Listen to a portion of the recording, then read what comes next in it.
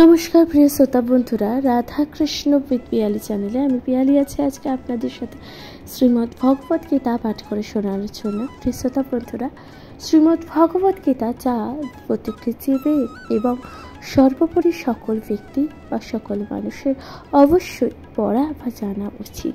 প্রিয় শ্রোতা বন্ধুরা, শ্রীমদ্ ভগবত গীতা পাঠ যে ব্যক্তির ব্যক্তিত্বকে প্রকাশিত করতে তথা ব্যক্তির চেতনাকে জাগ্রত করতে শ্রীমদ্ ভগবত গীতা পাঠ। প্রিয় শ্রোতা বন্ধুরা, তাহলে শুনতে থাকবেন শ্রীমদ্ ভগবত গীতা পাঠ। আজকের আলোচ্য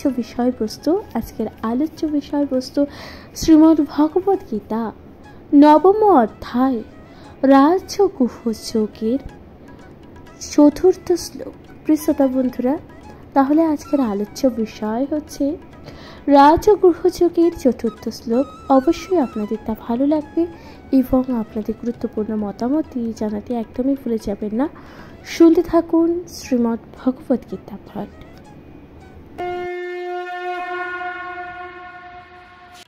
নমস্কার প্রিয় শ্রোতা বন্ধুরা, শ্রীমদ্ ভগবত গীতার নবম অধ্যায় রাজগুহ যোগের 4th শ্লোকে ভগবান শ্রীকৃষ্ণ বলছেন, ময়া ততমিদং সর্বং জগৎ ব্যক্ত মূর্তিনা মথস্থানি সর্বভূতানি ন চাহ তেম্ব বস্থিত। অর্থাৎ প্রিয় শ্রোতা বন্ধুরা, এই যে ভগবান শ্রীকৃষ্ণ 4th শ্লোকটি বললেন, এই শ্লোকের অনুবাদে ভগবান কি বলছেন?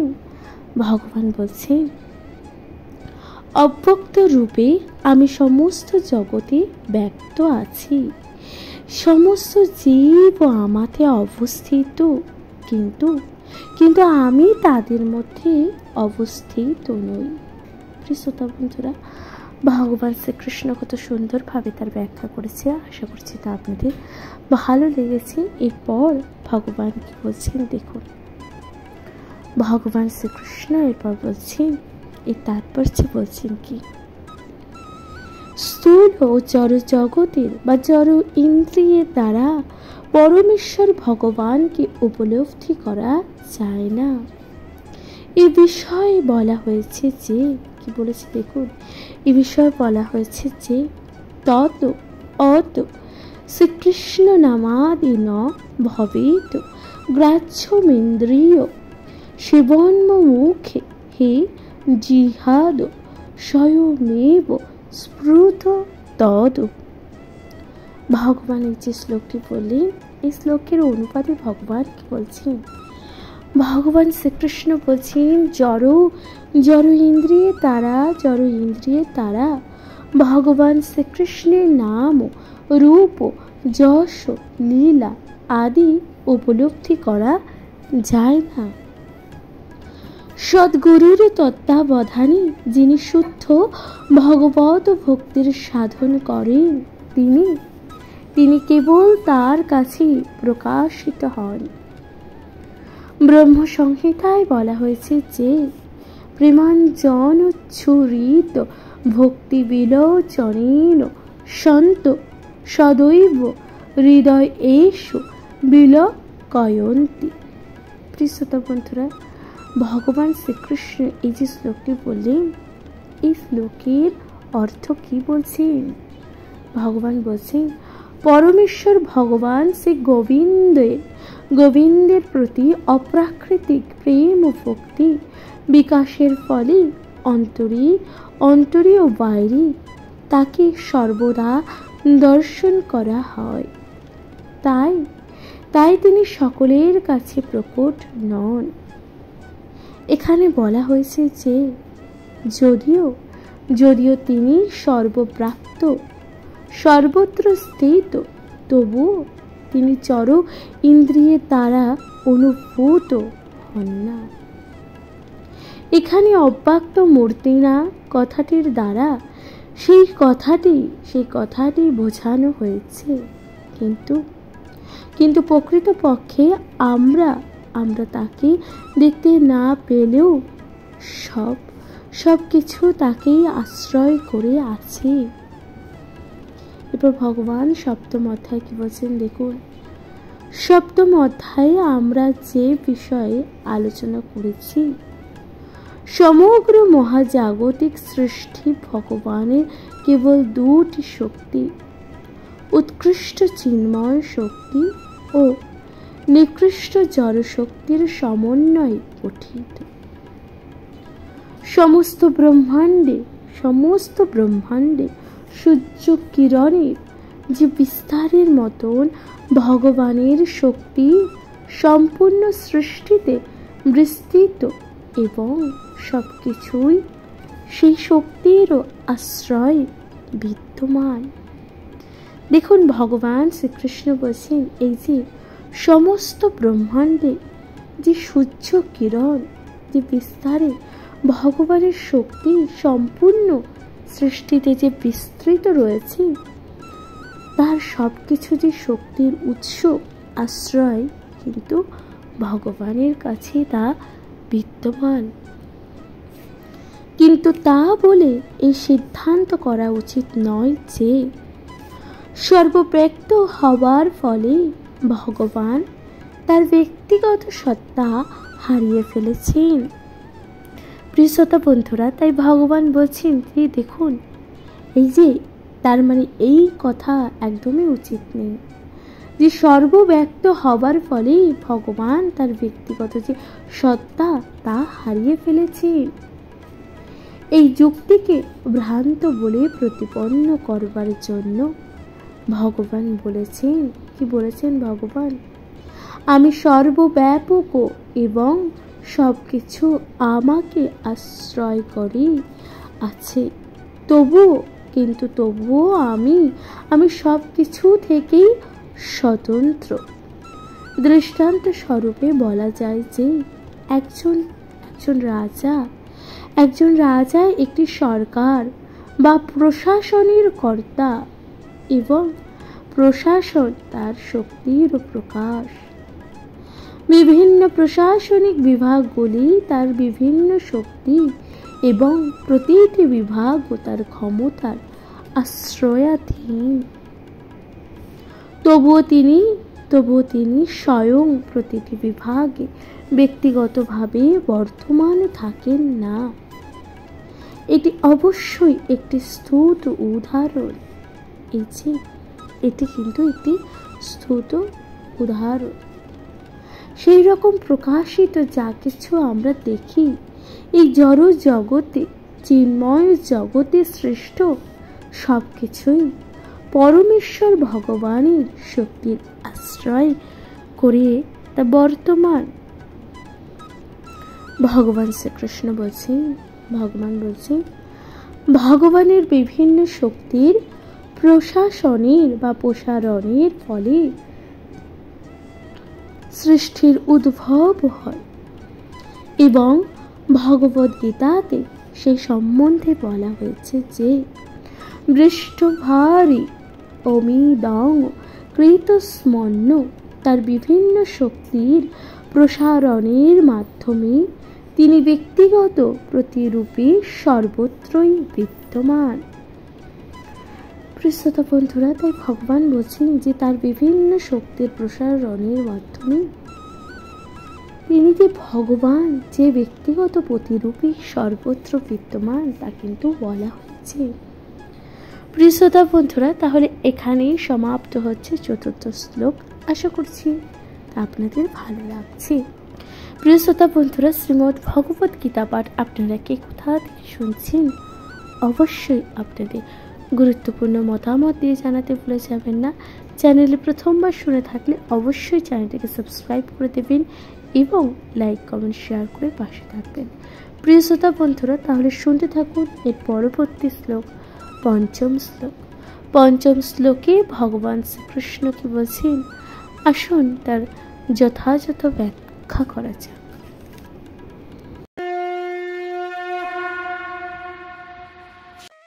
নমস্কার প্রিয় শ্রোতা বন্ধুরা, শ্রীমদ্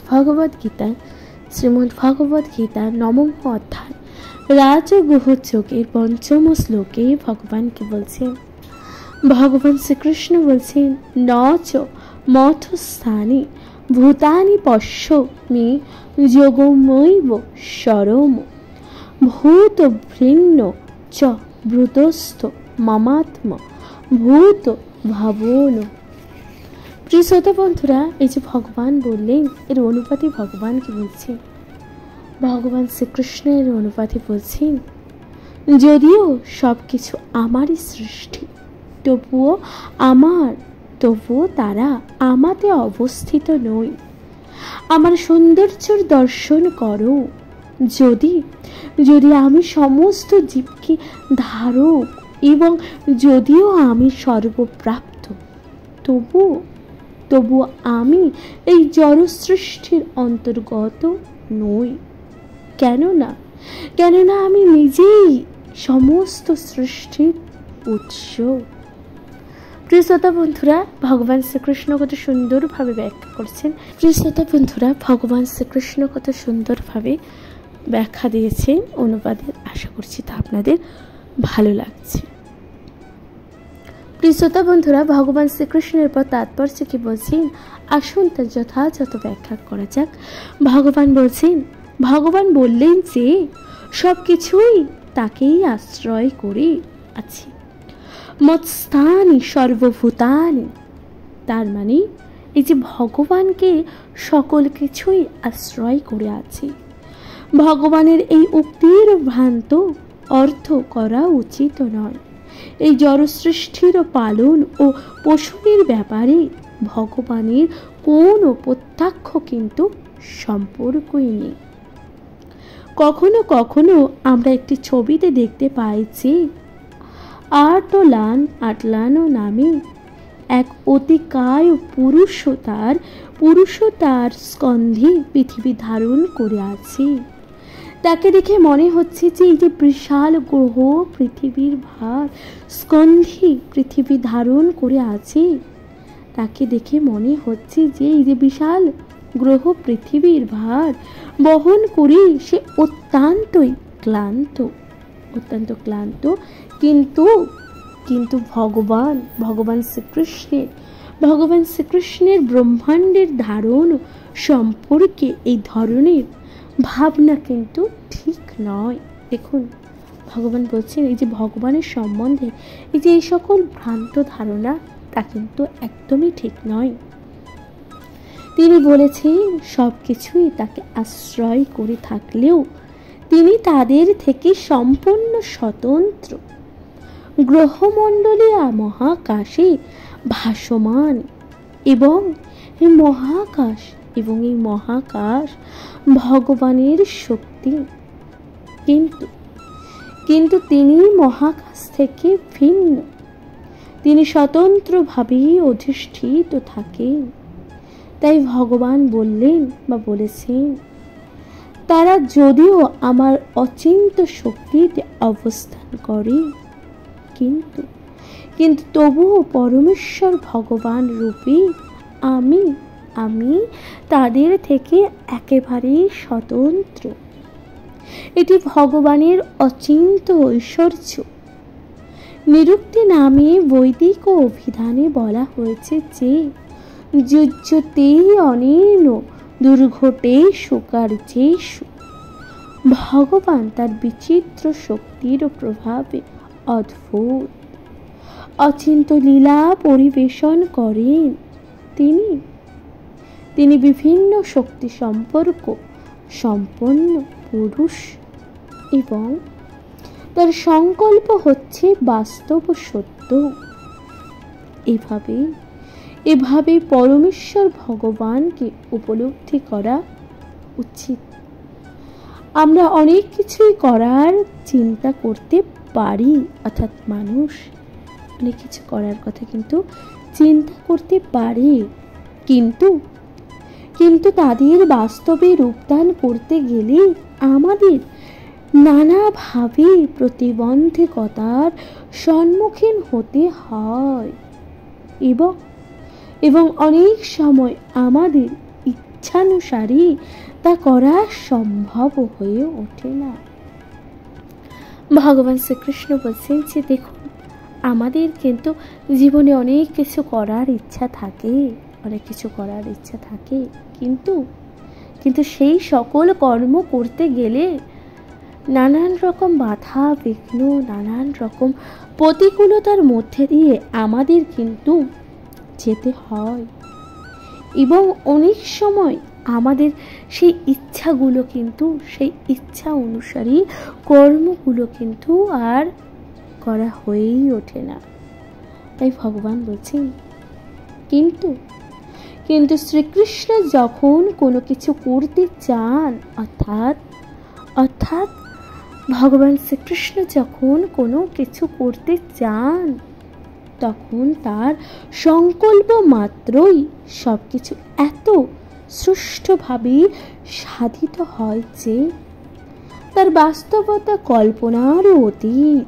অর্থাৎ ভগবান যদি কোনো কিছু করতে চায়, তা এত সুন্দরভাবে সুষ্ঠুভাবে সাধিত হয় যে সেই কর্ম তা বাস্তবতা, অর্থাৎ কোনো মানুষ তা কল্পনারও অতীত। অর্থাৎ ভগবান যদি কখনো কারো সহায় হয়, তাহলে তার জীবনে কি বাস্তবতার সাথে যে কল্পনা, তার কল্পনারও অতীত, তার জীবন পরিবর্তন হয়ে যাবে। তাই বলছেন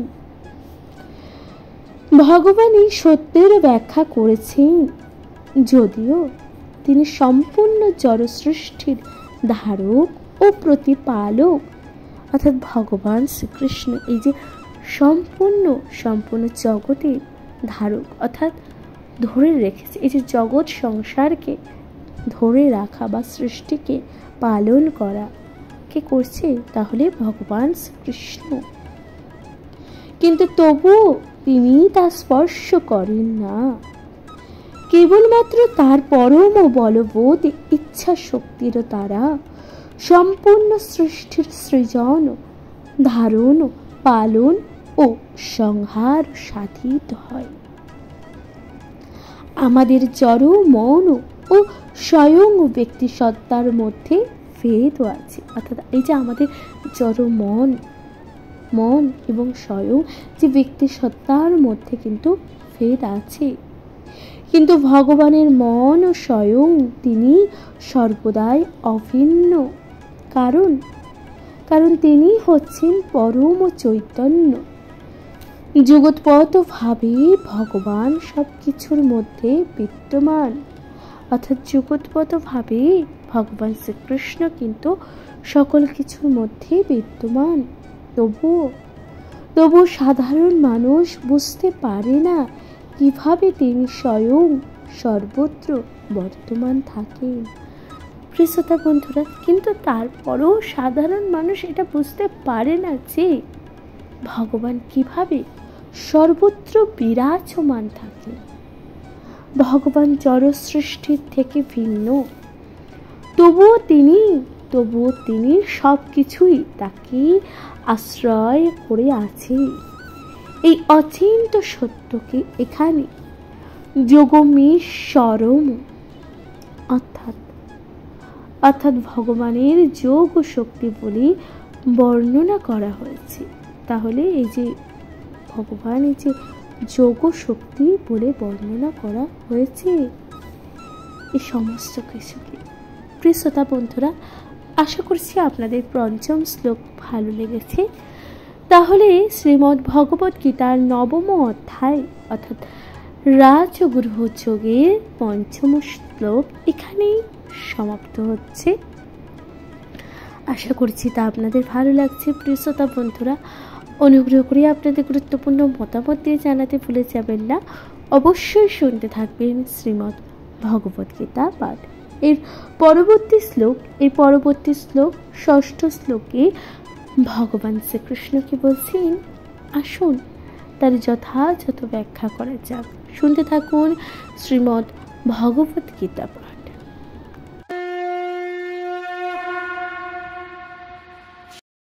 নমস্কার প্রিয় শ্রোতা বন্ধুরা, শ্রীমদ্ ভগবত গীতার 9ম অধ্যায় রাজগুহ যোগের 6ষ্ঠ শ্লোকে ভগবান শ্রীকৃষ্ণ কি বলছেন।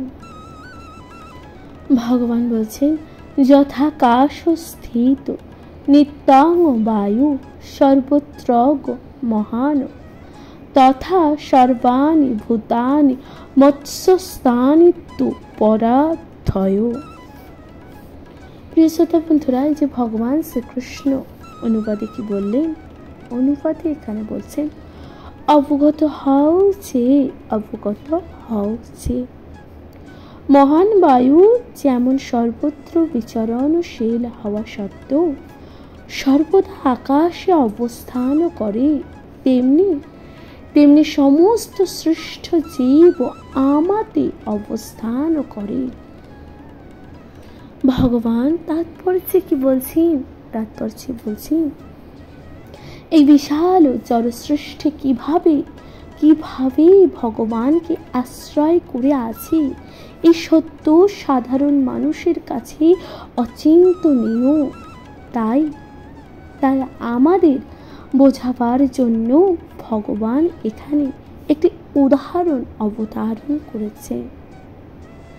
আমাদের কল্পনার আকাশ হচ্ছে সবচেয়ে বড়। এই যে আমাদের কল্পনার শক্তি যে আকাশ রয়েছে, ভগবান বলছে তা কিন্তু সবচেয়ে বড়। আর সেই আকাশের মধ্যে বাতাসও মহাজগতের সবচেয়ে বিশাল প্রকাশ। সেই বাতাসের বিচরণ থেকে অন্য সব কিছু গতিবিধি নিয়ন্ত্রণ হয়। কিন্তু বাতাস বিশাল হলেও আকাশের মধ্যেই তার অবস্থান। বাতাস আকাশের বাইরে কিন্তু নয়, অর্থাৎ আকাশের বাইরে আপনি কি বাতাসকে বইতে দেখেছেন? তা কিন্তু নয়। তেমনি চমকপ্রদ সমস্ত সৃষ্টি ভগবানের ইচ্ছার প্রভাব বিদ্যমান, এবং সেই সবই সেই পরম ইচ্ছার অধীন। যেমন আমরা সাধারণত বলে থাকি যে পরমেশ্বর ভগবানের ইচ্ছা ছাড়া একটি গাছের পাতাও নড়ে না, তাই না? প্রিয় শ্রোতা বন্ধুরা, এই কথাটি কিন্তু আপনারা অবশ্যই শুনেছেন যে সকলে বলে থাকে যে এই বিশ্ব ব্রহ্মাণ্ড সকল কিছুই পালন কর্তা পরমেশ্বর ভগবান। তাহলে পরমেশ্বরের ইচ্ছা ব্যতীত এই ধরাধামে কিন্তু একটি গাছের পাতাও কিন্তু নড়ে না বা পড়েও না, তাই না? এভাবে সবকিছুই তার ইচ্ছা অনুসারে সাধিত হয়। তার ইচ্ছারও সবকিছু সৃষ্টি হচ্ছে, সবকিছুই পালন হচ্ছে ও সবকিছুই বিনাশ হচ্ছে। কিন্তু তবু তিনি সবকিছু থেকে পৃথক। যেমন আকাশ সর্বদা বায়ুমণ্ডলে ক্রিয়াকলাপ থেকে স্বতন্ত্র হয়ে বিরাজ করে। এবং উপনিষদে কি বলছে দেখুন, উপনিষদে বলা হয়েছে যে যদ্ভাসি বাত পবতে, ভগবানের ভয়ে বায়ু প্রভাবিত হয়। বৃহদারণ্য উপনিষদে বলা হয়েছে যে এতস্য বা অক্ষরস্য প্রশাসনে গার্গী সূর্য চন্দ্রমস বিভর্ষি দৃষ্ট। এতস্য বা অক্ষরস্য প্রশাসনে গার্গী দব্বা পৃথিব বৃদ্ধতে দৃষ্টত। প্রিয় শ্রোতা বন্ধুরা, এই যে ভগবান শ্লোকটি বললেন, পাঠ করলেন, এই শ্লোকের অর্থ কি? বলছেন পরমেশ্বর ভগবান ও পরম আজ্ঞার ফলে তার অক্ষমতার চন্দ্র সূর্য অন্যান্য বৃহৎ গ্রহমণ্ডলী তাদের কক্ষপথে পরিভ্রমণ করেন। ব্রহ্মসংহিতায় তা বলা হয়েছে। এরপর ব্রহ্মসংহিতায় কি বলছে তা আপনাদের সাথে শোনাচ্ছি। যক্ষুচক্রেষু সবিতা সকলে গ্রহাণাং রাজা সমস্ত সুরমূর্তির শেষ তেজা যস্যা ভ্রমতি সংভূত কালচক্র গোবিন্দাম আদি পুরুষং তমোহং ভজামি। প্রিয় শ্রোতা বন্ধুরা, এই যে শ্লোকটি ভগবান বললেন, এই শ্লোকের অর্থ কি? এটি সূর্যের বিচরণের একটি বর্ণনা। এই সম্বন্ধে বলা হয়েছে যে তাপ ও আলো বিকিরণকারী অনন্ত শক্তি সম্পন্ন সূর্য ভগবানের একটি চক্ষু বিশেষ। শ্রী গোবিন্দের আজ্ঞা ও পরম ইচ্ছা অনুসারে সূর্য তার নির্দিষ্ট কক্ষপথে পরিভ্রমণ করে। সুতরাং বৈদিক শাস্ত্র থেকে আমরা প্রমাণ পাইছি অতি অদ্ভুত ও মহারূপে প্রভাবিত এই যে জড় সৃষ্টি পূর্ণরূপে পরমেশ্বর ভগবানের নিয়ন্ত্রণাধীন। এই অধ্যায়ের পরবর্তী শ্লোকগুলোতে এই বিশেষ বা বিশদ বর্ণনা করা হয়েছে। শ্রোতা বন্ধুরা, এই যে অধ্যায়ের পরবর্তী শ্লোকে এই বিষয়ে কিন্তু বিশদে বর্ণনা করা হয়েছে। কি বলছে দেখুন। এরপর তাহলে এখানেই সমাপ্ত হচ্ছে ষষ্ঠ শ্লোক। আশা করছি তা আপনাদের ভালো লাগছে। শ্রোতা বন্ধুরা, এর পরবর্তী শ্লোক সপ্তম শ্লোকে ভগবান কি বলছি, আসুন তার যথাযথ ব্যাখ্যা করা যাক। শুনতে থাকুন শ্রীমদ্ ভগবত গীতা পাঠ।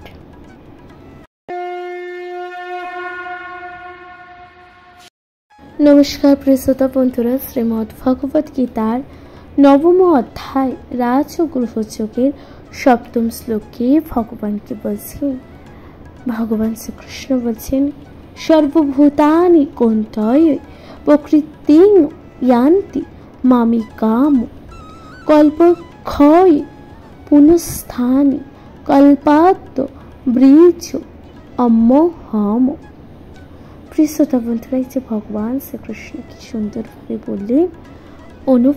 অনুবাদটি কি বলছেন দেখুন। অনুবাদে বলছেন, হে কুন্তীয়, কল্পের অবসানে সমস্ত জড় সৃষ্টি আমারই প্রকৃতিতে প্রবেশ করি এবং পুনরায় কল্পারম্ভে প্রকৃতির দ্বারা আমি তাদের সৃষ্টি করি।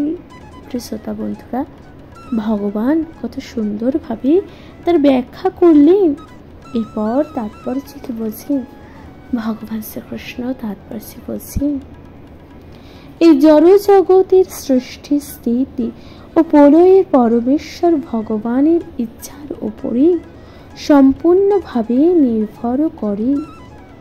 কল্পের অবসান কথাটির অর্থ ব্রহ্মার মৃত্যু। মৃত্যু হলে ব্রহ্মার আয়ু 100 বছর এবং তার একদিন পৃথিবীর কথা জানেন 430 কোটি লক্ষ বছরের সমান।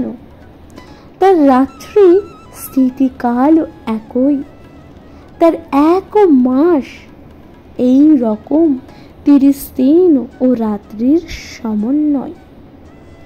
এই রকম 12টি মাসে তার 1 বছর হয়। এই রকম 100 বছর পরে ব্রহ্মার যখন মৃত্যু হয় তখন প্রলয় হয়। এর অর্থ ভগবানের দ্বারা প্রকাশিত শক্তি পুনরায় তার মধ্যে লীন হয়ে যায়। তারপরে আবার যখন জড় জগতের সৃষ্টির প্রয়োজন হয় তখন তার ইচ্ছানুসারে তা সম্পূর্ণ আবার হয়। বহুশ্যাম অর্থাৎ কথাটির অর্থ এক হয়ে আমি বহু রূপ ধারণ করব।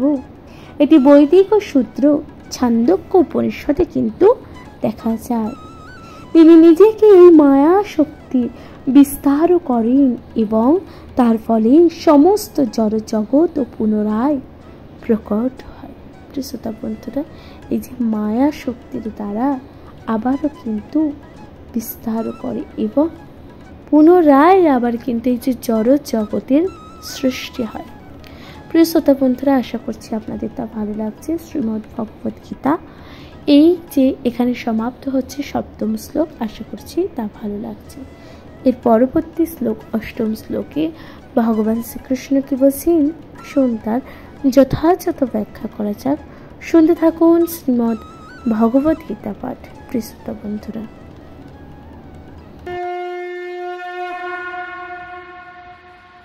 নমস্কার প্রিয় শ্রোতা বন্ধুরা। শ্রীমদ্ ভগবত গীতার নবম অধ্যায় অষ্টম শ্লোকে ভগবান শ্রীকৃষ্ণ কি বলছেন, আসুন তার যথাযথ ব্যাখ্যা করা যাক। ভগবান বলছেন, প্রকৃতি মোশাম বষ্টভ্যম বৃসৃজামি পুনঃ পুনঃ ভূত গ্রাম মিমং কৃষ্ণষ্ণ মং বসং প্রকৃতে বর্ষাত। প্রিয় শ্রোতা বন্ধুরা, ভগবান শ্রীকৃষ্ণ এই যে শ্লোকটি বললেন, এই শ্লোকের অনুবাদে কি বলছেন? অনুবাদে বলছেন, এই জগৎ আমারই প্রকৃত স্বাধীন, তা প্রকৃতির বশে আপনা থেকেই আমার ইচ্ছার দ্বারা পুনঃ পুনঃ সৃষ্ট হয় এবং আমার ইচ্ছার দ্বারা অন্তকালে বিনষ্ট হয়। প্রিয় শ্রোতা বন্ধুরা, ভগবান শ্রীকৃষ্ণ বলছেন যে দেখুন, এই যে জগৎ সংসার তা কিন্তু ভগবানেরই রচিত এবং ভগবানের অধীন, তা কিন্তু সম্পূর্ণভাবে ভগবানের অধীনেই আছে। অর্থাৎ ভগবানের ইচ্ছায় এই যে জগৎ সংসার সৃষ্টি হয় এবং ভগবানের ইচ্ছাতে তা অন্তকালে আবার বিনষ্ট হয়। প্রিয় শ্রোতা বন্ধুরা, ভগবান কিন্তু এত সুন্দরভাবে অনুবাদের ব্যাখ্যা করেছেন। এরপর ভগবান তাৎপর্যে কি বলছেন? তাৎপর্যে বলছেন, এই জড় জগৎ ভগবানের অপরা বা নিকৃষ্ট শক্তির প্রকাশ। এ বিষয়ে বহুবার বর্ণনা করা হয়েছে। সৃষ্টির সময় জড়শক্তি মহত্ব রূপে পরিণত হয় এবং প্রথম পুরুষাবতার মহাবিষ্ণু তাতে প্রবেশ করেন। তিনি কারণ সমুদ্রে শায়িত থাকেন ও তার নিঃশ্বাসের ফলে কারণ সমুদ্রে অসংখ্য ব্রহ্মাণ্ডের সৃষ্টি হয়। সেই ব্রহ্মাগুলির প্রতিটিতে তিনি আবারও গর্ভোদকারী সাই বিষ্ণুরূপে প্রবেশ করেন। প্রতিটি ব্রহ্মাণ্ড এভাবেই সৃষ্টি হয়েছে। তিনি নিজেকে আবারও ক্ষীরোদশায়ী বিষ্ণুরূপে প্রকাশিত করেন এবং সেই রূপে সর্বভূতে বিনিষ্ট হন, এমনকি অতি ক্ষুদ্র পরমাণুতে প্রবেশ করেন। সেই তত্ত্ব এখানে বিশ্লেষণ কিন্তু করা হয়েছে। ভগবান শ্রীকৃষ্ণ বলছেন, তিনি সবকিছুর মধ্যে প্রবেশ করেন। এখন জীবেদের ক্ষেত্রে যেটি হয়ে থাকে, তাদের জড় প্রকৃতির গর্ভে সঞ্চারিত করা হয় এবং তাদের অতীতের কর্ম অনুসারে তারা বিভিন্ন অবস্থা প্রাপ্ত হয়। এভাবে এই জড় জগতের কার্যকলাপ শুরু হয়।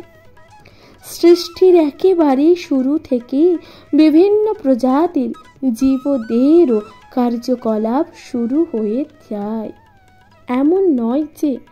এমন নয় যে সবকিছুই বিবর্তিত হয়েছে।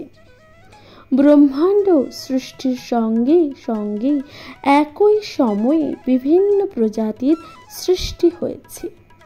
মানুষ, পশু, পাখি সমস্তই একই সঙ্গে সৃষ্টি হয়েছে। ভগবান বলছেন, এই যে দেখুন, এই যে সৃষ্টি, মানুষ, পশু, পাখি সবকিছু কিন্তু একই সাথে সৃষ্টি হয়েছে। কারণ একটাই, কারণ পূর্বকল্পের প্রলয়ের সময় জীবদের যার যেমন বাসনা ছিল সেভাবেই তারা আবার অভিব্যক্ত হয়েছে। এখানে অবশ্যম শব্দটির দ্বারা স্পষ্টভাবে বলা হয়েছে যে এই প্রক্রিয়াতে জীবদেরও কিছুই করার থাকে না। পূর্বের সৃষ্টিকালের মধ্যে থাকার সময়ে তাদের পূর্ব জীবনে তাদের সত্তার যে অবস্থা ছিল, ঠিক সেভাবেই তারা আবার অভিব্যক্ত হয় এবং এই সব কিছুই সাধিত হয়। শুধুমাত্র পরমেশ্বরের ইচ্ছার প্রভাবে। এটি পরমেশ্বরই ভগবানের অচিন্ত শক্তি এবং বিভিন্ন জীব প্রজাতির সৃষ্টি করার পরে তাদের সঙ্গে তার কোনো সম্পর্কই থাকে না। তাই ভগবান শ্রীকৃষ্ণ বলছেন, বিভিন্ন জীবের কর্ম বাসনা পূর্ণ করবার জন্যই জড় জগতের সৃষ্টি হয় এবং তাই ভগবান তাতে লিপ্ত হন না। প্রিয় শ্রোতা বন্ধুরা, তাহলে এখানে সমাপ্ত হচ্ছে অষ্টম শ্লোক। আশা করছি তা আপনাদের ভালো লেগেছে। প্রিয় শ্রোতা বন্ধুরা, এর পরবর্তী শ্লোক নবম শ্লোকে ভগবান শ্রীকৃষ্ণ কি বলছেন, আসুন তার যথাযথ ব্যাখ্যা করা যাক। শুনতে থাকুন শ্রীমদ্ ভগবদ গীতা পাঠ।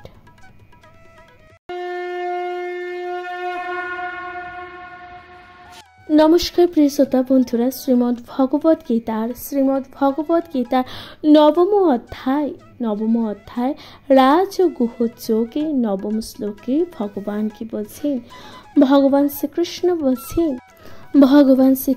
বলছেন যে নচ মাং ও তানি কর্মাণি নিবদ্ধন্তি ধনঞ্জয় উদাসীনী দাসীনম শক্তং তেষু কর্মেষু। তাহলে অনুপাতে ভগবান কি বলছেন, হে ধনঞ্জয়, সেই সমস্ত কর্ম আমাকে আবদ্ধ করতে পারে না। আমি সেই সমস্ত কর্মে অনাসক্ত ও উদাসীনের ন্যায় অবস্থিত থাকি। প্রিয় শ্রোতা বন্ধুরা, তাৎপর্য কি বলছেন? তাৎপর্যে ভগবান শ্রীকৃষ্ণ বলছেন, এই সম্বন্ধে এটি মনে করা উচিত নয় যে পরমেশ্বর ভগবান নিষ্ক্রিয়। তার চিন্ময় জগতের তিনি সতত সক্রিয়। ব্রহ্ম সংহিতায় বলা হয়েছে যে আত্মারামস্য তস্যান্তি প্রকৃতাং ন সমাগম। অর্থাৎ ভগবান কি বলছেন, তিনি তার শাশ্বত আনন্দময় ও চিন্ময় রসাত্মক লীলার নিত্য তৎপর। কিন্তু ভগবান বলছেন যে দেখুন, কিন্তু এই জড় জগতের ক্রিয়াকলাপের সঙ্গে তার কিন্তু কোনোই সংসর্গ নেই। ভগবান বলছেন জড় জাগতিক ক্রিয়াকলাপগুলি তার বিভিন্ন শক্তির দ্বারা সম্পূর্ণ হয়ে থাকে। ভগবান তার সৃষ্ট জগতের সমস্ত জড় জাগতিক ক্রিয়াকলাপের প্রতি নিত্য উদাসীন থাকে। এখানে উদাসীন বধ শব্দটির মাধ্যমে তার উদাসীনতার কথা উল্লেখ করা হয়েছে। যদিও জাগতিক ক্রিয়াকলাপের সূক্ষ্মাতি সূক্ষ্ম সব কিছুই তার নিয়ন্ত্রণাধীন। তাই ভগবান বলছেন, তবুও তিনি যেন উদাসীন হয়ে অবস্থায় করেন। এই সম্বন্ধে উচ্চ আদালতের বিচারপতি আসেন অধিষ্ঠিত ন্যায়াধীশের দৃষ্টান্ত কিন্তু প্রদান করেন। ভগবান শ্রীকৃষ্ণ তাই বলছেন, তার আজ্ঞার কত ঘটনাই ঘটে চলে।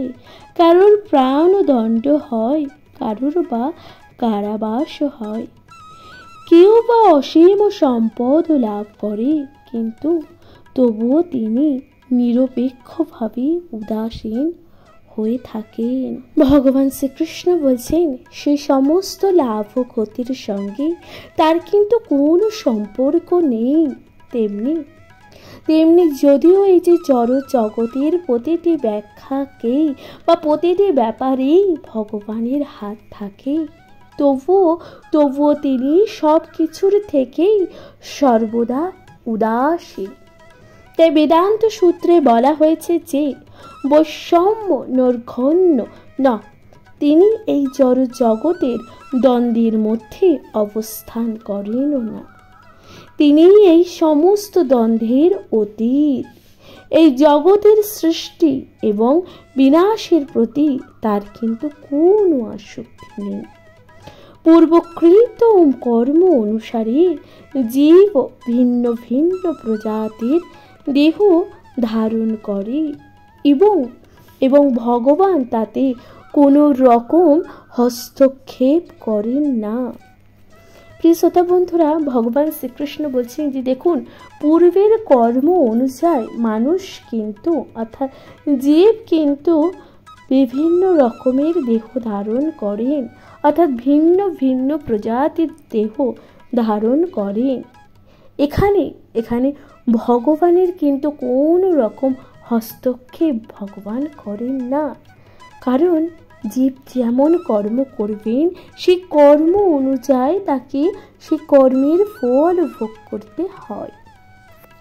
প্রিয় শ্রোতা বন্ধুরা, তাহলে এখানে সমাপ্ত হচ্ছে নবম শ্লোক। আশা করছি তা আপনাদের ভালো লাগলো। এর পরবর্তী শ্লোক অর্থাৎ দশম শ্লোকে ভগবান শ্রীকৃষ্ণ কি বলছেন, আসুন তার যথাযথ ব্যাখ্যা করা যাক। শুনতে থাকুন শ্রীমদ্ ভগবত গীতা পাঠ।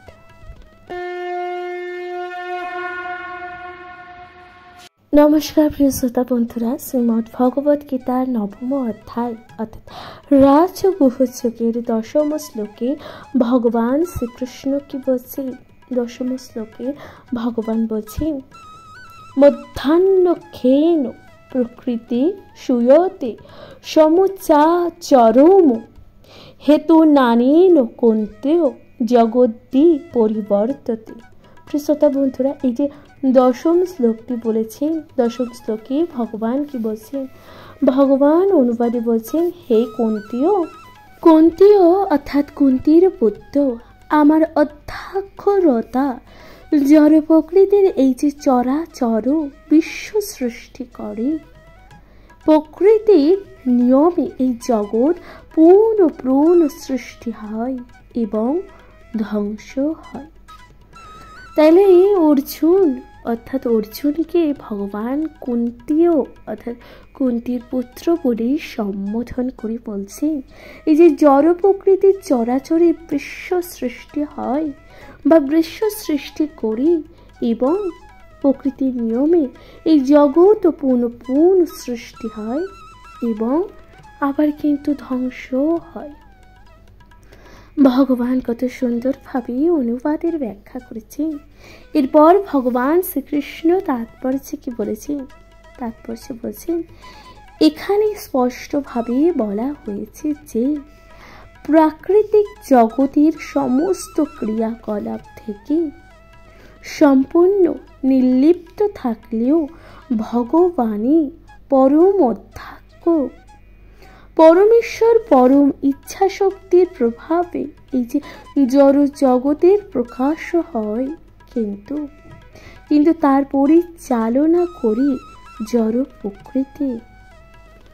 শ্রীকৃষ্ণ ভগবদ গীতায় আরো বলেছেন যে ভগবান শ্রীকৃষ্ণ আরো বলেছেন যে গীতায় কি বলেছেন দেখুন, বিভিন্ন ইয়ানি থেকে উদ্ভূত সমস্ত জীব প্রজাতি আমি হচ্ছি পিতা, মাতার গর্ভে বীজ প্রদান করি পিতা সন্তান উৎপাদন করেন,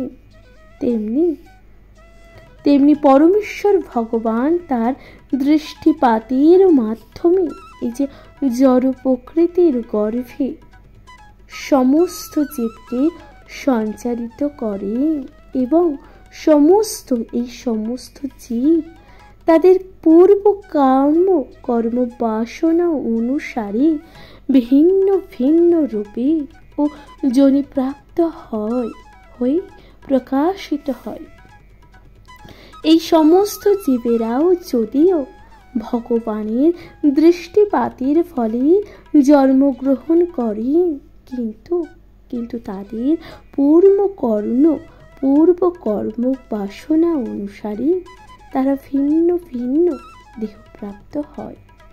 তাই ভগবান বলছেন দেখুন, এই যে জড় দেহ জড় দেহ ভগবানের দৃষ্টিপাতের ফলে জন্মগ্রহণ করে, কিন্তু তাদের পূর্ব যে কর্ম বাসনা অনুসারে তারা কিন্তু ভিন্ন ভিন্ন দেহপ্রাপ্ত হয়। সুতরাং ভগবান স্বয়ং এই প্রাকৃতিক সৃষ্টির সঙ্গে প্রত্যক্ষভাবে যুক্ত নন,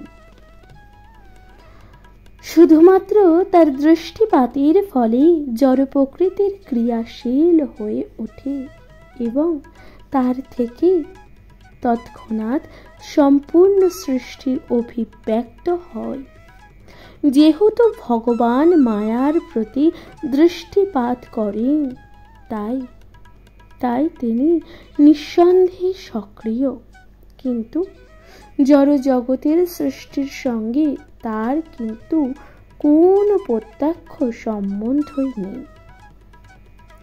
স্মৃতি শাস্ত্রে এই সম্বন্ধে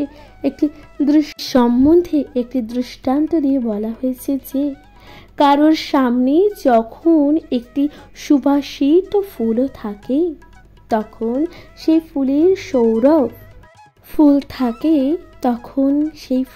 সৌরভ সেই ব্যক্তির ঘ্রাণেন্দ্রিয়ের সংযোগ ঘটে, কিন্তু প্রকৃতপক্ষে ঘ্রাণেন্দ্রিয় ও সেই ফুলটির পরস্পর থেকে কিন্তু পৃথক।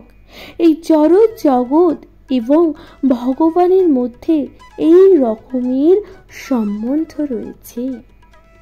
তাই ভগবান বলছে, এই যে ভগবানের সঙ্গে এই যে জড় জগতের কেমন সম্বন্ধ, উদাহরণ দিয়ে বলেছেন সেই ফুলের মতন, অর্থাৎ সেই যে ফুল এবং তার গন্ধ দুটোই কিন্তু পৃথক। প্রকৃতপক্ষে এই জড় জগতে তার কিছুই করবার নেই,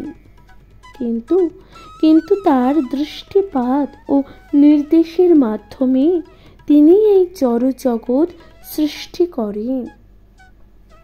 ভগবান শ্রীকৃষ্ণ বলেছেন, প্রকৃতপক্ষে এই যে জড় জগতে তার কিন্তু কিছুই করার নেই, কিন্তু এই যে তার দৃষ্টিপাত ও নির্দেশের মাধ্যমে তিনি এই যে জড় জগৎ সৃষ্টি করেন। এর মামার্থ এই যে ভগবানের অধ্যাত্মতার ব্যতীত জড় প্রকৃতির কিছুই করতে পারে না। তবু সমস্ত জড় জাগতিক ক্রিয়াকলাপ থেকে পরমেশ্বর ভগবান পৃথক। তাহলে ভগবান শ্রীকৃষ্ণ বলছেন, এই যে সম্পূর্ণ যে জড় জাগতিক যে ক্রিয়াকলাপ আছে, এর থেকে পরমেশ্বর ভগবান কিন্তু পৃথক। প্রিয় শ্রোতা বন্ধুরা, তাহলে এখানেই সমাপ্ত হচ্ছে 10ম শ্লোক। আশা করছি তা আপনাদের ভালো লাগছে। এর পরবর্তী শ্লোক অর্থাৎ 11 শ্লোকে ভগবান শ্রীকৃষ্ণ কি বলছেন, আসুন তার যথাযথ ব্যাখ্যা করা যাক।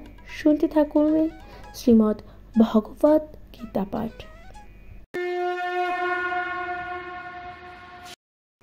নমস্কার প্রিয় শ্রোতা বন্ধুরা, শ্রীমদ্ ভগবত গীতার 9ম অধ্যায় রাজগৃহ যোগের 11 শ্লোকে ভগবান শ্রীকৃষ্ণ কি বলছেন?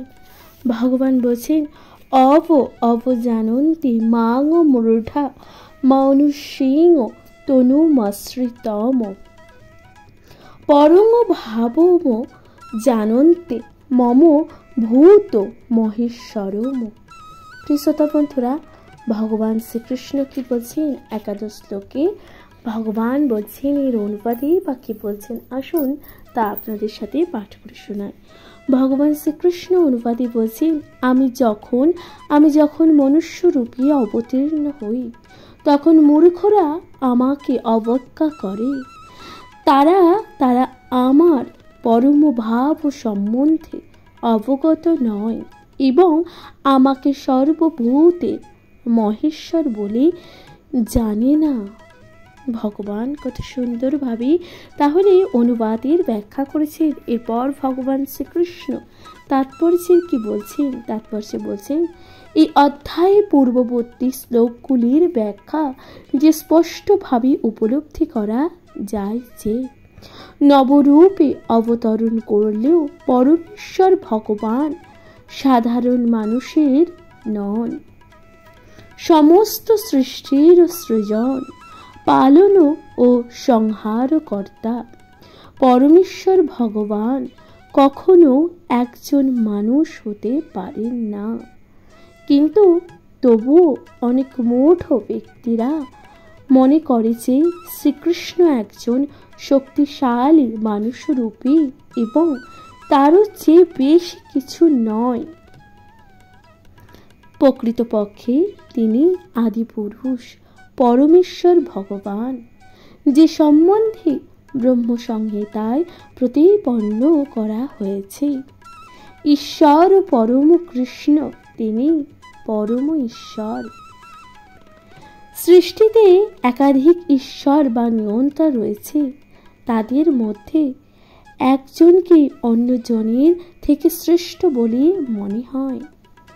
জড় জগতে সাধারণত প্রতিটি প্রশাসনে কোনো অধিকারক তার ওপরে সচিব এবং সচিবের ওপর মন্ত্রী এবং মন্ত্রীর ওপর থাকে রাষ্ট্রপতি। তাই ভগবান বলছেন এরা সকলেই নিয়ন্ত্রা, কিন্তু তারা প্রত্যেকেই আবার কারোর না কারোর দ্বারা নিয়ন্ত্রিত হন। এই ব্রহ্মসংহিতায় বলা হয়েছে যে শ্রীকৃষ্ণই পরম নিয়ন্ত্রা। এই যে জড় ও চিন্ময় উভয় জগতে নিঃসন্দেহে অনেক নিয়ন্ত্রা আছেন, কিন্তু শ্রীকৃষ্ণ পরম নিয়ন্ত্রা। ঈশ্বর পরম কৃষ্ণ, তার সে বিগ্রহ সচ্চিদানন্দ অর্থাৎ অপ্রাকৃতিক। পূর্ব শ্লোকগুলোতে বর্ণিত সমস্ত অদ্ভুত কার্যকলাপ সম্পাদন করা জড় কলেবর বিশিষ্ট মানুষের পক্ষে তা সম্ভব নয়। ভগবানের সে বিগ্রহ নিত্য জ্ঞানময় ও আনন্দময়। যদিও তিনি একজন সাধারণ মানুষ নন, কিন্তু তবুও মূঢ় ব্যক্তিরা তাকে একজন সাধারণ মানুষ বলে মনে করে এবং অবজ্ঞা করেন। তার শ্রী বিগ্রহকে এখানে মানুষীমও বলা হয়েছে, কারণ কুরুক্ষেত্রের যুদ্ধে তিনি একজন রাজনীতিজ্ঞ ও অর্জুনের সখারূপে মানুষের মতন লীলা করেছিলেন। বিভিন্নভাবে একজন সাধারণ মানুষের মতন লীলা করলেও তার রূপ হচ্ছে সচ্চিদানন্দ বিগ্রহ, শাশ্বত জ্ঞান ও আনন্দে পরিপূর্ণ।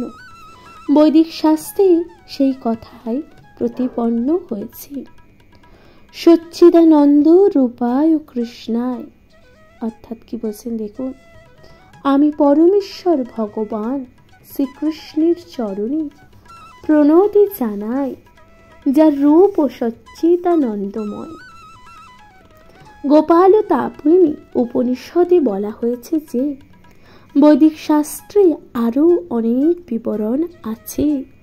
তাহলে বৈদিক শাস্ত্রে আরো বিবরণ আছে, কি আছে দেখুন। তম কং গোবিন্দম, অর্থাৎ তুমি ইন্দ্রিয় সমূহে ও গাভীদের আনন্দ বর্ষণকারী গোবিন্দ।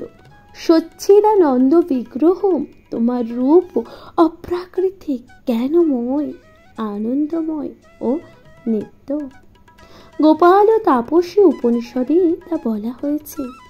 শ্রীকৃষ্ণকে বিগ্রহ জ্ঞানময় আনন্দময় আদি অপ্রাকৃতিক গুণাবলীর সম্বন্ধিত হওয়া সত্ত্বেও ভগবদ গীতায় তথাকথিত অনেক পণ্ডিত ও ভাষ্যকারেরা শ্রীকৃষ্ণকে সাধারণ একজন মানুষ বলে অপেক্ষা করেন।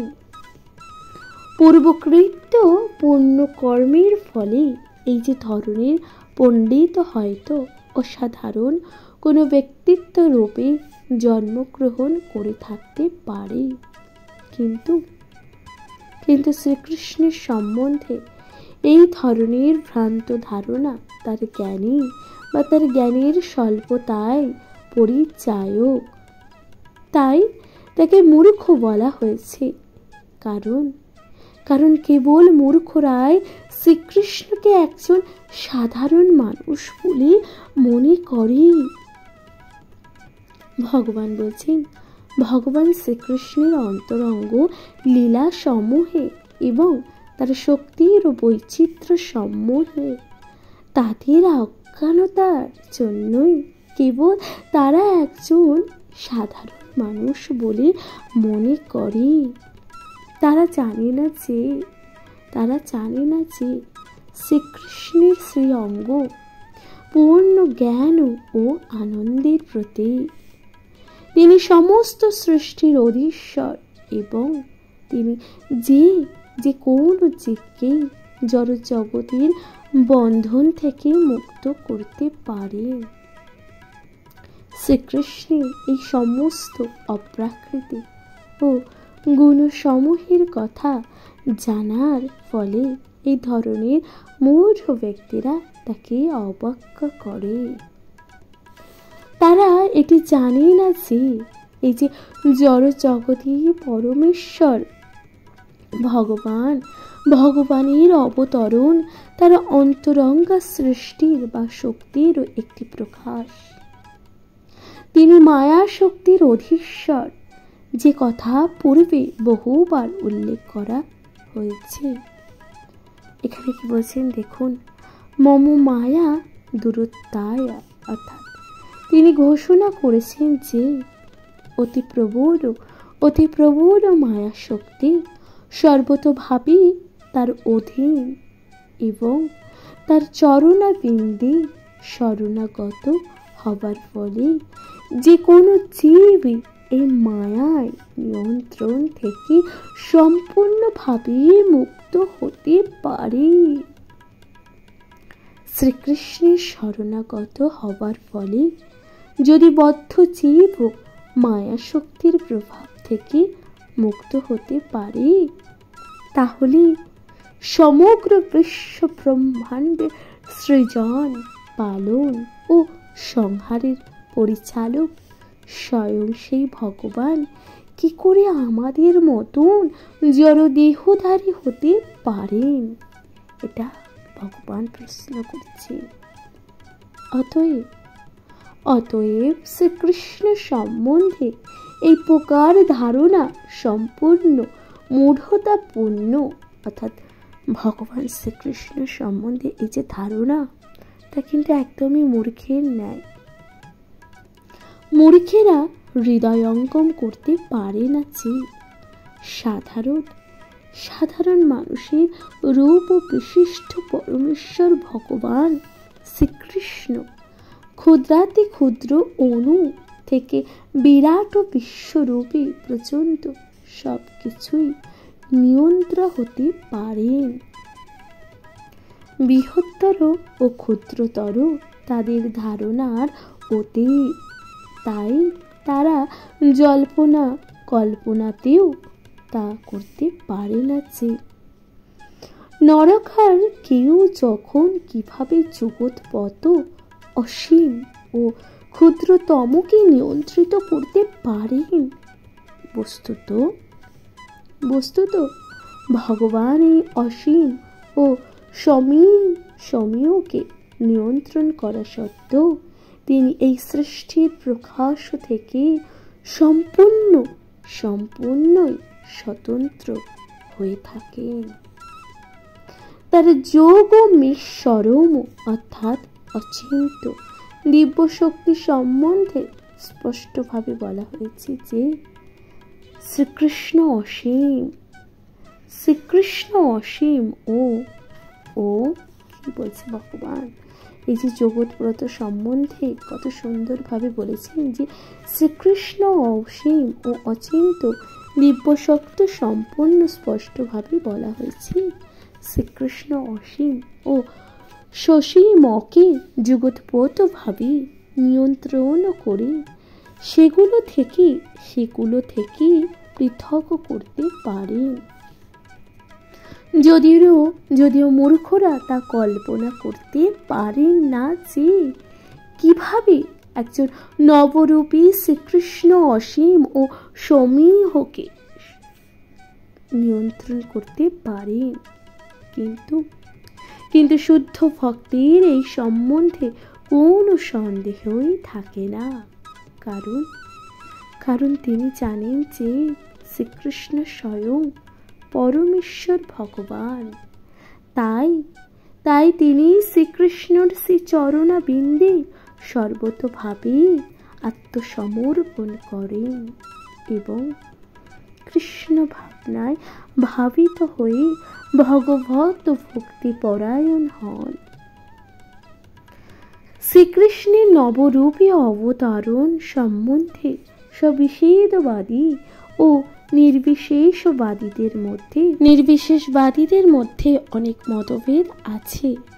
কিন্তু আমরা যদি শ্রীকৃষ্ণ তত্ত্ব সম্বন্ধীয় ব্রহ্মাণ্য শাস্ত্র ভগবত গীতা ও শ্রীমদ্ ভগবত গীতায় শরণাপন্ন হই, তাহলে আমরা অনায়াসে বুঝতে পারি যে শ্রীকৃষ্ণ স্বয়ং পরমেশ্বর ভগবান এই ধরাধামে নবরূপে অবতরণ করলেও তিনি সাধারণ মানুষ নন। শ্রীমদ্ ভগবত গীতায় এই সম্বন্ধে স্কন্দের প্রথম অধ্যায় যখন শৌনক মুনি আদি ঋষিরা শ্রীকৃষ্ণের লীলা প্রসঙ্গে প্রশ্ন করেছিলেন, তখন তারা বলেছিলেন যে কৃতবান কিল কর্মাণি সহ রামেণ কৃষব অমিত মর্তানি ভগবান গূঢ় কপট মানুষ। অর্থাৎ কি আছে এই শ্লোকের অর্থ? পরমেশ্বর ভগবান শ্রীকৃষ্ণ তার ভ্রাতা বলরামের সঙ্গে মনুষ্য রূপে লীলা বিলাস করেছিলেন এবং এভাবেই তার স্বরূপ গোপনে রেখে তিনি বহু অলৌকিক কর্ম বা কার্য সম্পাদন করেছেন। পরমেশ্বর নবরূপের অবতার মূঢ়দের কাছেই একেবারে বিভ্রান্তিকর। পৃথিবীর অবস্থানকালে শ্রীকৃষ্ণ যে সম্বন্ধে অদ্ভুত ক্রিয়াকলাপ প্রদর্শন করেছিলেন তা কোনো সাধারণ মানুষের পক্ষে করা সম্ভব নয়। শ্রীকৃষ্ণ যখন তার পিতা ও মাতা বসুদেব ও দেবকীর সম্মুখে সর্বপ্রথম আবির্ভূত হন, তখন তিনি চতুর্ভুজ রূপ নিয়ে প্রকট হয়েছিলেন। কিন্তু মাতা পিতার প্রার্থনায় তিনি একজন সাধারণ শিশুর রূপ ধারণ করেন। শ্রীমদ্ ভগবত গীতায় বলা হয়েছে যে বভূব প্রাকৃত শিশু, তিনি একটি সাধারণ শিশু। দেখুন, শ্রীমদ্ ভগবত গীতায় বলা হয়েছে যে শ্রীকৃষ্ণ একজন সাধারণ শিশু, একটি সাধারণ মানুষের পরিণতি হয়েছিল। এখন আবার এখানে প্রতিপন্ন করে বলা হয়েছে যে সাধারণ মনুষ্য রূপে প্রকট হওয়া তার চিন্ময় সেই বিগ্রহের এক মধুর বিলাস। ভগবত গীতার 11 অধ্যায়ে বর্ণনা করা হয়েছে যে অর্জুন শ্রীকৃষ্ণের চতুর্ভুজ রূপ দেখবার জন্য প্রার্থনা করেছিলেন। তেনৈব রূপেণ চতুর্ভুজেন। এই চতুর্ভুজ রূপ প্রকাশের পর অর্জুনের প্রার্থনায় শ্রীকৃষ্ণ পুনরায় তার আদি মনুষ্য রূপ ধারণ করেছিলেন। ভগবান এই বিবিধ রূপ ও বৈচিত্র্য অবশ্যই সাধারণ মানুষের মতন নয়। তাহলে এই যে ভগবানের যে রূপ, তা একজন সাধারণ মানুষের মতন তা নয়। ভগবান কি বলছেন দেখুন, ভগবান শ্রীকৃষ্ণ বলছেন এরপর যে সমস্ত মানুষেরা বা মায়াবাদের দ্বারা কুলুষিত হবার ফলে শ্রীকৃষ্ণকে অবজ্ঞা করে তারা শ্রীকৃষ্ণকে সাধারণ মানুষ বলে প্রমাণ করবার উদ্দেশ্যে শ্রীমদ্ ভগবত গীতায় এই শ্লোকটি উদ্ধৃত করে। অহং সর্বেষু ভূতেষু ভূতাত্মা বৃষ্টিত সদা। আমি সর্বদা, আমি সর্বদাই সমস্ত জীবের মধ্যে পরমাত্মা রূপে অবস্থান করি। অর্থাৎ ভগবান শ্রীকৃষ্ণ সমস্ত জীবের মধ্যেই পরমাত্মা রূপে অবস্থান করে। শ্রীকৃষ্ণর অবজ্ঞাকারী অনাধিকারী ব্যক্তিদের মনোকল্পিত ব্যাখ্যার অনুসরণ না করি এই শ্লোকের তাৎপর্যে শ্রীল জীব গোস্বামী ও শ্রীল বিশ্বনাথ চক্রবর্তী ঠাকুর আদি বৈষ্ণব ও আচার্যদের ব্যাখ্যা অনুসারে বোঝার চেষ্টা করা উচিত। ভগবান বলছেন এই শ্লোকের টিকায় শ্রীল জীব গোস্বামী, শ্রীল রূপ গোস্বামী বলেছেন যে শ্রীকৃষ্ণ পরমাত্মা রূপে স্থাবর ও জঙ্গম ও সমস্ত জীবের মধ্যে অবস্থান করে। তাই যে প্রাকৃতিক ভক্ত কেবল মন্দিরে প্রতিষ্ঠিত ভগবানের আর্চনা মূর্তির ও পরিচর্যার ব্যস্ত, কিন্তু অন্যান্য জীবদের সম্মান দিতে জানে না, তাই তারা আর্চা পূজা ব্যর্থ। তিনি শ্রেণীর বলেছে যে 3 শ্রেণীর ভগবত ভক্ত আছেন এবং তাদের মধ্যে প্রাকৃত ভক্তরা সবচেয়ে কনিষ্ঠ শ্রেণীভুক্ত। সে অন্য ভক্তদের উপেক্ষা করে বলেছে মন্দিরের আচার্য বিগ্রহের প্রতি একাগ্র হয়ে থাকে। সুতরাং বিশ্বনাথ চক্রবর্তী ঠাকুরের সমাধান বাণী এই যে এই প্রকারের মনোবোধ বা মনোবৃত্তির সংশোধন করা আবশ্যক। ভক্তের দেখা উচিত যে যেহেতু পরমাত্মা রূপে শ্রীকৃষ্ণ সমস্ত জীবের হৃদয় বিরাজমান থাকে, তাই প্রতিটি জীবদের সঙ্গে ভগবানের মন্দিরকে যেভাবে অভিবাদন করা হয় তেমনি পরমাত্মার মন্দির স্বরূপ প্রতিটি প্রাণীকেও যথোচিত সম্মান করা উচিত। তাই প্রত্যেকেই যথোচিত শ্রদ্ধা জানানো উচিত এবং কখনো কাউকে অবহেলা করা উচিত নয়। অনেক নির্বিশেষবাদী আছে যারা মন্দিরে ভগবানের সেই বিগ্রহকে অর্জনকে উপহাস করে। তারা তর্ক করে যে যেহেতু ঈশ্বর সর্বব্যাপক তাই মন্দিরে পুজো করে তাকে সীমিত রাখা হবে কেন? কিন্তু ভগবান যদি সর্বব্যাপক হন তাহলে কি তিনি মন্দিরে অথবা আচার্য বিগ্রহ নেই? সবিশেষবাদী এবং নির্বিশেষবাদীদের তর্ক এভাবেই চলতে থাকলেও কিন্তু কৃষ্ণ ভাবনার শুদ্ধ ভক্ত যথার্থ জানে যে শ্রীকৃষ্ণ পরমেশ্বর ভগবান হলেও সর্বব্যাপক। যে তত্ত্ব ব্রহ্মসংহিতাতে প্রতিপন্ন করা হয়েছে তার স্বীয় ধাম ও গোলক ও বৃন্দাবনের নিত্য বিরাজমান হওয়া সত্ত্বেও তিনি বিবিধ শক্তির প্রভাবে এবং তার অংশ প্রকাশের মাধ্যমে প্রাকৃতিক ও অপ্রাকৃতিক সৃষ্টির সর্বত্রই বিরাজমান। প্রিয় শ্রোতা বন্ধুরা, তাহলে এখানে সমাপ্ত হচ্ছে একাদশ শ্লোক। আশা করছি তা আপনাদের ভালো লেগেছে। প্রিয় শ্রোতা বন্ধুরা, শ্রীমদ্ ভগবত গীতা পাঠ যা প্রতিটি ব্যক্তি প্রতিটি জীবের অবশ্যই শোনা বা পড়া উচিত। শ্রীমদ্ ভগবত গীতা পাঠ যা প্রতিটি জীবকে নতুন দিশা তথা নতুন জগৎ অর্থাৎ নতুন চিন্তা ভাবনায় করতে উন্নত সাধন করবে।